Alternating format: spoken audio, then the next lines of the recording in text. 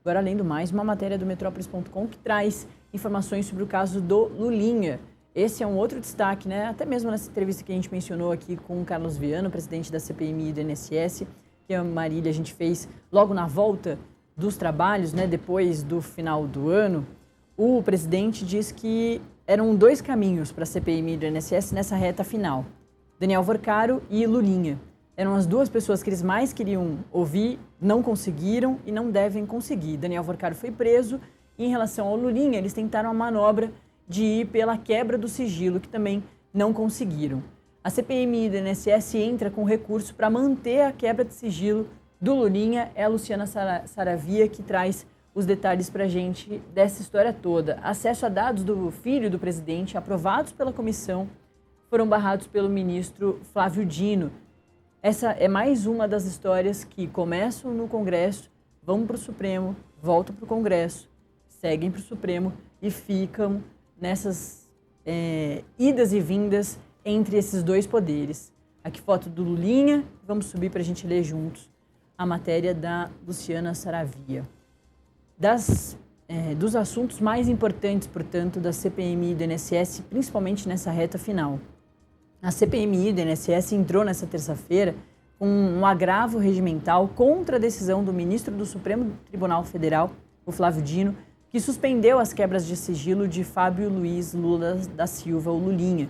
O recurso, encabeçado pela Advocacia do Senado, pede que o magistrado reconsidere a decisão. O Dino suspendeu os efeitos da aprovação do requerimento contra o filho do presidente Luiz Inácio Lula da Silva na última quarta-feira, pois entendeu que uma quebra de sigilo não pode se dar por votação simbólica e por bloco. O Senado, porém, sustenta que ambas as modalidades de votação estão amparadas pelos regimentos internos. A Advocacia do Senado também alega que a obrigatoriedade de analisar cada quebra de sigilo, vamos subir um pouquinho, pessoal, para eu conseguir continuar lendo? De analisar cada quebra de sigilo de forma destacada, como o Dino diz que deveria ter se dado no pleito, é uma transposição indevida de um modelo decisório estritamente judicial para o âmbito da atividade investigatória parlamentar. Vamos continuar lendo? Aí as matérias relacionadas e o documento, né, diz o seguinte, abre aspas, a exigência judicial de que cada requerimento de quebra de sigilo seja submetido em plenário a análise destacada, debate nominalizado e deliberação individualmente fundamentada importa, na prática, em transposição indevida de um modelo decisório estritamente jurisdicional para o âmbito da atividade investigatória parlamentar e que, na prática, já foi aperfeiçoado pelos tribunais, inclusive pelo próprio Supremo Tribunal Federal, para permitir o julgamento mais célere dos processos. Fecha aspas e ufa, né? Que juridiquês. O que eles estão dizendo aí é o que eu já tinha adiantado.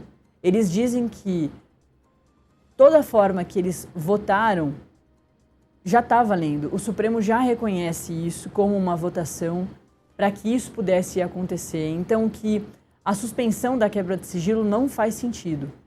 Mas a Marília bem nos pontuou que a cúpula ali da CPMI e do INSS hoje tem uma reunião muito importante com o Supremo Tribunal Federal, com o ministro André Mendonça, que não é só relator do caso do Banco Master, mas também é do INSS e é claro que eles vão levar a questão da quebra do sigilo do Lulinha. Além de pedir essa quebra de sigilo do Lulinha, que seja mantida, o recurso solicita que seja restabelecida a eficácia de todos os requerimentos de quebra de sigilo suspensos pela decisão de Dino, como a da empresária Roberta Luxinger, e em caso de a liminar não ser revisada, a CPMI solicita que a votação para manter ou derrubar a medida destinada à primeira turma do STF seja prioritária. O julgamento ainda não foi marcado. Eles querem acelerar esse processo, porque a CPMI está no final. A votação que se deu em 26 de fevereiro na CPMI aprovou um grupo de requerimentos, a chamada votação em bloco, e de forma simbólica, quando não há contagem nominal dos votos. Aquela coisa meio por cima ali, né? O presidente da comissão, Carlos Viana, do Podemos de Minas Gerais, contou 14 votos a favor e 7 contrários aos requerimentos, dentre eles as quebras de sigilo telemático e fiscal do Lulinha.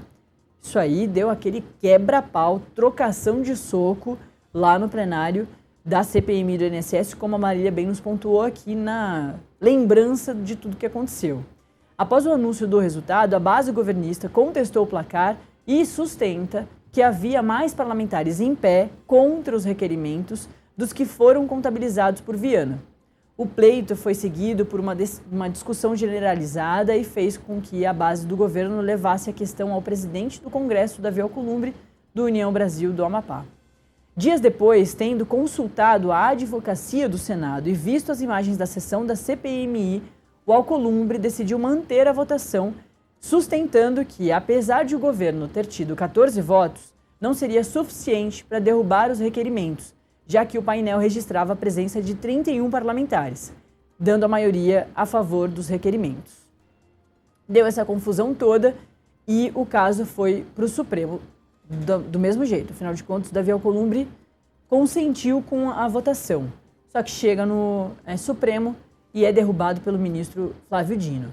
E hoje, às 7 da noite, vai ter reunião importante com a cúpula da CPMI do INSS e o ministro André Mendonça, que é relator do caso do Banco Master. Eles vão para lá para falar sobre esse ponto que eles não têm concordado sobre os habeas corpus que o ministro André Mendonça e antes dele, quando a relatoria ainda estava nas mãos do Dias Toffoli, vinham fazendo, ou seja, o Supremo vem dando habeas corpus, ou seja, vem liberando os investigados do Banco Master, como até o próprio Daniel Vorcaro, de não comparecerem à CPMI do INSS.